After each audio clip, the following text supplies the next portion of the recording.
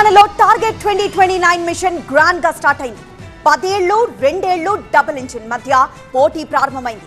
సర్పంచ్ ఎన్నికల ఫలితాలతో ప్రధాన పార్టీలు విజయం తమదేనన్న ధీమా వ్యక్తం చేస్తున్నాయి.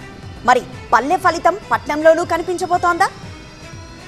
తెలంగాణ గ్రామీణ రాజకీయాల్లో సర్పంచ్ ఎన్నికలు ముగిశాయి. ఫలితాలు ప్రధాన పార్టీలకు కొత్త ఆశలు పుట్టిస్తున్నాయి. కాంగ్రెస్ అత్యధిక సర్పంచ్ స్థానాలు గెలుచుకుని ఆధిక్యం చూపింది. అందరూ ఆశ్చర్యపోయేలా 600కు పైగా సర్పంచ్లు బీజేపీ ఖాతాలో చేరాయి. బీఆర్ఎస్ కూడా గట్టి పోటీ ఇచ్చి 25% స్థానాలు సాధించింది. ఈ ఫలితాలు భవిష్యత్తు రాజకీయాలకు సూచికలా మారాయి. ప్రతి పార్టీ తమ బలం గురించి గట్టిగా మాట్లాడుతోంది. కాంగ్రెస్ సీఎం రేవంత్ రెడ్డి నాయకత్వంలో 10 ఏళ్ల పాలనకు సిద్ధమంటోంది. సర్పంచ్ ఎన్నికల్లో 60%కి పైగా స్థానాలు గెలుచుకుని బలం చూపింది. ప్రజలు తమ పాలనను ఇష్టపడుతున్నారన్నది కాంగ్రెస్ మాట. అందుకే 2029 ఎన్నికల్లో కూడా ఇలాంటి ఫలితాలే వస్తాయంటుంది. గ్రామాల్లో అభివృద్ధి కార్యక్రమాలు చేపట్టి ప్రజల మనసు గెలుచుకున్నామని, ఇది కేవలం ఆరంభమేనన్నారు సీఎం రేవంత్ రెడ్డి.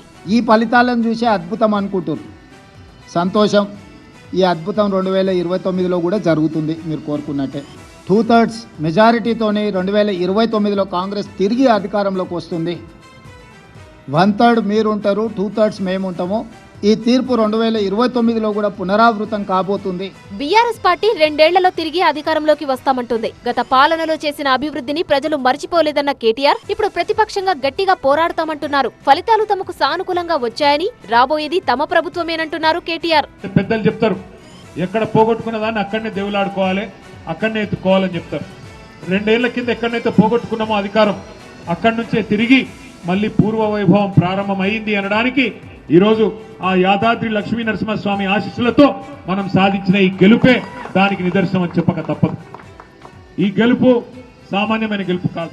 ఇదే ధీమా మాజీ మంత్రి హరీష్ రావు కూడా వ్యక్తం చేశారు. కేసీఆర్ మళ్లీ సీఎం కావడం ఖాయమని బల్లగుద్ది మరీ చెబుతున్నారు హరీష్ రావు. ఇంకోటి కూడా మీకు గుర్తుపెట్టుకోండి, దోసాలైతే మళ్ళీ మన గవర్నమెంట్ వస్తుంది. 2 ఏళ్లలో మెదక్ మీద 2 ఏళ్లలో ఎన్నికల్లో మెదక్ మీద ఎగిరే జెండా గులాబీ జెండా, హైదరాబాద్ లో సెక్రటరియట్ మీద ఎగిరే జెండా కూడా గులాబీ జెండా. మళ్ళా కేసీఆర్ సార్ ముఖ్యమంత్రి అవుతాడు. మీ అందరికీ కూడా మంచి రోజులు ఉంటాయి. ఇక బీజేపీ సైతం డబుల్ ఇంజిన్ సర్కార్ పక్కా అంటుంది. సర్పంచ్ ఎన్నికల్లో దమ్ము చూపామని, 2029లోనూ దుమ్ము రేపుతామంటోంది. కేంద్రం సాయంతో రాష్ట్రంలో అభివృద్ధి తెస్తామన్నారు తెలంగాణ బీజేపీ అధ్యక్షుడు రామచంద్రరావు. ఈరోజు గెలుపు ఏదో భారతీయ జనతా పార్టీ గెలుపు, భారతీయ జనతా పార్టీ తెలంగాణలో గ్రామీణ ప్రాంతంలో కూడా భారతీయ జనతా పార్టీని ఆదరిస్తున్నారు ప్రజలు అనేక నిదర్శనం దానికి.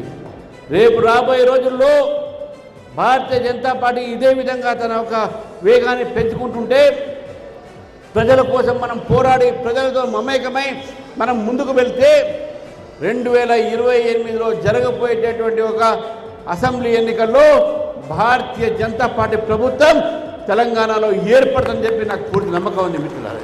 రాబోయే 2 ఏళ్లు తెలంగాణ రాజకీయాలకు అత్యంత కీలకం. గ్రామాలే 3 పార్టీల పోరాటానికి పునాదిగా మారాయి. అక్కడ గెలిచిన పార్టీనే రేపటి అధికారానికి దగ్గర కానుంది. మరి చూడాలి, రాబోయే 3 ఏళ్లలో రాజకీయం ఎలా మారుతుందో, ప్రజా తీర్పు ఎటు మళ్లుతుందో.